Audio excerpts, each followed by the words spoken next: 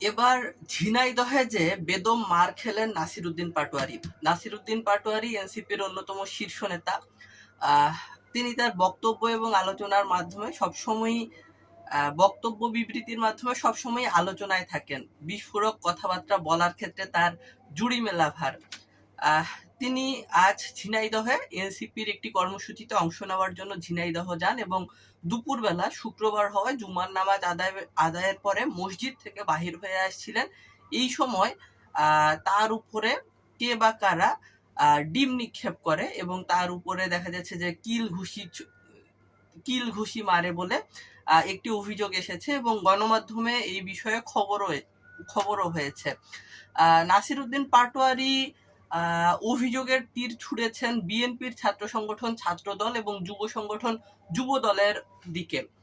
নাসিরউদ্দিন পাটোয়ারি অভিযোগ করে বলেছেন ছাত্রদল এবং যুব দলের নেতাকর্মীরা তাদের উপরে পচা ডিম নিক্ষেপ করেছে এবং তাদের নাসিরউদ্দিন পাটোয়ারি বলেছেন যে হকি স্টিক দিয়ে তার কর্মী সমর্থক অনুসারীদের উপরে হামলা চালানো হয়েছে এবং তাকে উদ্দেশ্য করে নাসিরউদ্দিন পাটোয়ারিকে উদ্দেশ্য করে চর থাপ্পড় কিল ঘুষি এগুলো দেওয়ার একটি প্রচেষ্টা ছিল। এরপরে ওই হামলার সময় তাদের ব্যবহৃত যে মোবাইল ফোন আছে, মানি ব্যাগ আছে, পার্স আছে, ঘড়ি, ব্রেসলেট এই ধরনের প্রয়োজনীয় মূল্যবান যে সামগ্রীগুলো রয়েছে সেগুলো তাদের কাছ থেকে ছিনিয়ে নেওয়া হয় বলে নাসিরউদ্দিন পাটোয়ারি অভিযোগ করেছে।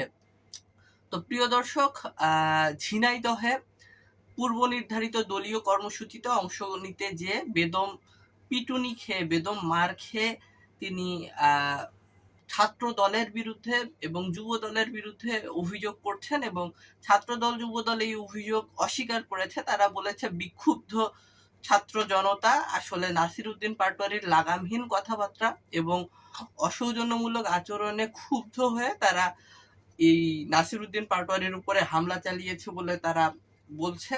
বাট নাসিরউদ্দিন পাটোয়ারি কিন্তু অভিযোগের তীর ছুটছেন ছাত্র দল এবং যুব দলের দিকেই।